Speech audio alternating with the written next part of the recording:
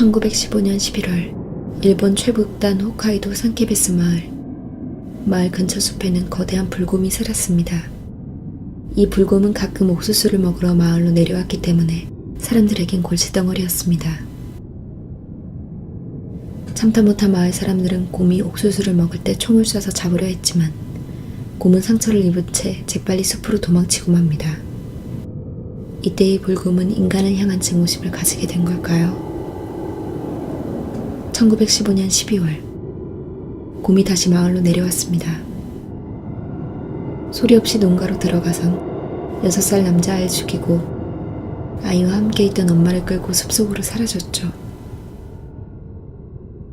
일을 마치고 집에 온 아빠가 피범벅이 된 집안을 보고 나서 마을 사람끼리 30명의 수색대를 만들어 곰을 잡으러 갔습니다. 눈밭에 난 곰 발자국을 쫓아 숲으로 150m 정도 들어가자 곰과 만나게 되었고 총을 쏴보았지만 곰을 잡는 데 실패하고 말죠. 그리고 수색대는 근처 나무 밑 눈더미에서 무릎 아래만 남은 다리와 두개골의 일부만 남은 아이의 엄마를 찾을 수 있었습니다. 겨울날 식량으로 저장하기 위해 곰이 시신을 묻어놓았던 것입니다. 그런데 수색 작업을 위해 남자들이 마을을 비운 사이 곰은 숲을 빙 돌아서 마을로 들어갔고 이번에는 한 민가를 덮쳤습니다. 5명의 어린아이들을 물어뜯고 임신 중인 엄마를 공격했는데 목격자의 증언에 따르면 아이 엄마는 배만은 찢지 말라고 울며 발항했다고 합니다. 곰을 찾던 수색대가 다시 마을로 돌아와 공격을 받은 민가에 들어가 보니 집안의 광경은 말할 수 없이 처참했습니다. 불과 며칠 사이에 마을 사람 7명이 희생을 당하면서 사태가 심각해지자 홋카이도 도청에선 약 3일간 600명 규모의 불곰 토벌대를 투입시켰습니다. 1915년 12월 14일 오전 10시 곰은 토벌대에 의해 사살됩니다. 불곰은 죽었지만 곰에게 공격을 당한 사람들이 병을 앓다가 하나둘씩 목숨을 잃었고 살아남은 사람들도 공포에 떨다 점점 마을을 떠났습니다. 그리고 이 마을에는 단 한 사람도 살지 않게 되죠.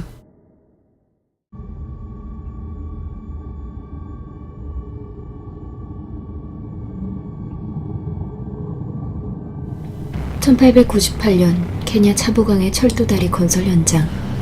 건설 현장의 총감독자는 존 애니 패터슨 중령이었습니다. 다리 건설 공사는 순조롭게 진행되는 듯 했으나 어느 날부턴가 캠프의 노동자들이 호련히 사라지기 시작했습니다. 처음엔 이유를 몰라 모두 당황했지만 얼마 지나지 않아 식인 사자가 원인이었다는 걸 알 수 있었죠. 식인 사자는 단 2마리였고 나중에 밝혀진 사실이지만 이 2마리는 형제였습니다. 건설 현장에 사자를 잡기 위해 사냥꾼을 보냈지만 사냥은 번번이 실패로 끝났고 사자들은 몇 개월 동안 캠프를 공격하며 시간이 갈수록 점점 더 대담해져 갔습니다. 처음엔 노동자를 사냥해 멀리까지 물고 갔지만 나중에는 캠프에서 몇 미터 떨어지지 않은 곳에서 먹기도 했습니다. 노동자들은 텐트 옆에 모닥불을 피우고 가시담을 세워놓기도 했지만 아무 효과도 없었죠. 사자들은 장애물들을 모두 피하며 사냥감을 밖으로 끌고 갔습니다. 배짱이 두둑해진 사자들은 급기야 낮에도 사람을 사냥하기 시작합니다.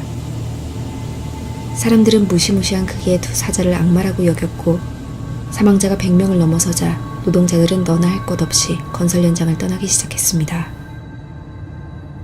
결국 공사는 중단되게 됩니다.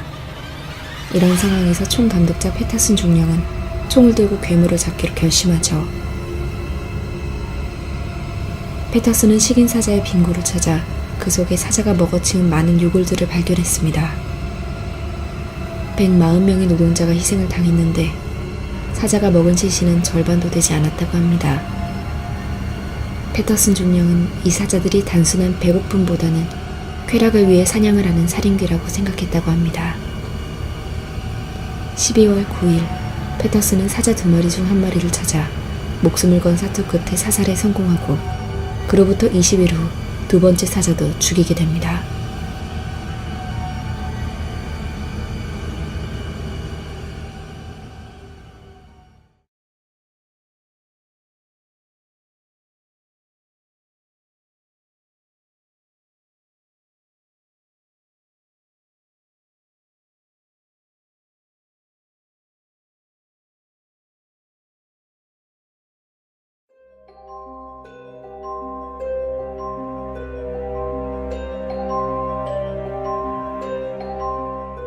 지금부터 소개하는 오싹한 사건은 1700년대 프랑스 북부의 제보당 지역에서 발생한 일입니다.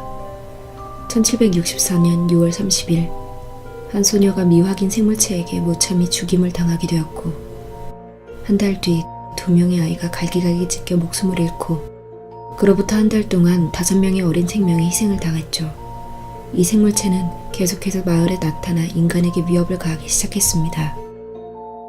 그리고 마을의 이름을 따서 제보당의 괴수라고 불리기 시작하죠.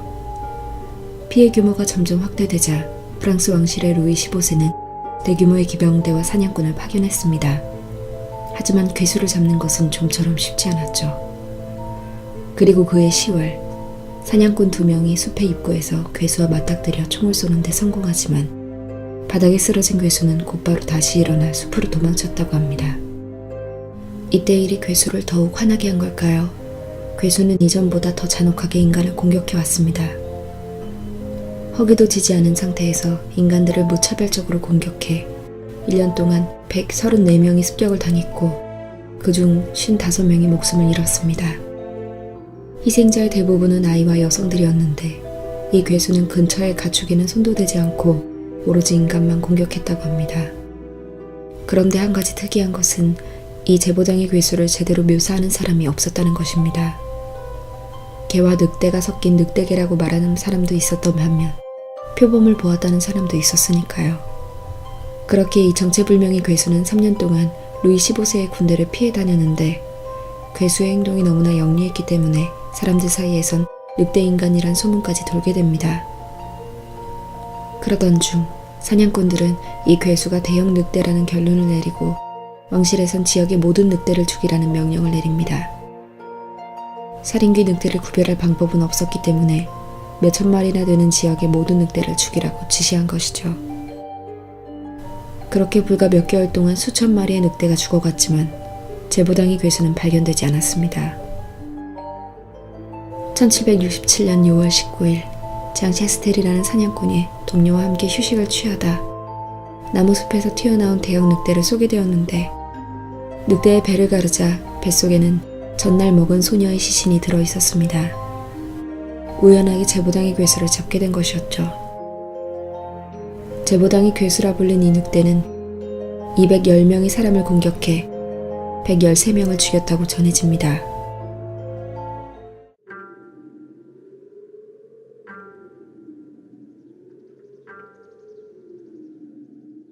이 영상에서 소개한 동물 살인귀들은 지금은 존재하지 않은 동물들입니다. 단이 한 마리만 제외하면 말이죠. 아프리카 부룬디 공화국의 탕가니카 호수에는 세계에서 가장 큰 나일악어가 살고 있습니다. 무게 1톤, 길이 6m 이상에 달하는 이 파충류는 구스타프라는 별명을 갖고 있습니다. 이 악어는 사람을 죽여도 대부분 먹지 않고 그대로 방치한다고 합니다. 인간을 먹잇감이 아닌 재미로 사냥한다는 것이죠.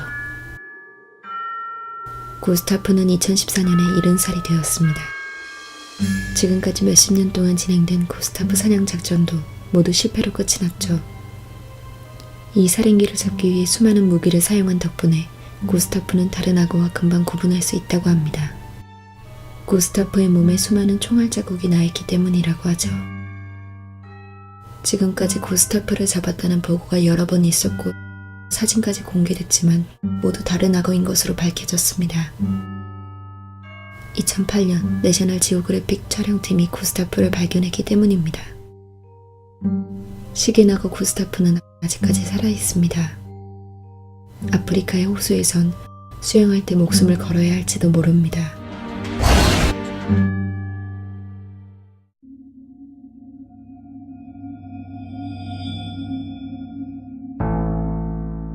역사적으로 가장 인간을 많이 죽인 살인귀 동물은 참파와트의 식인 호랑이입니다.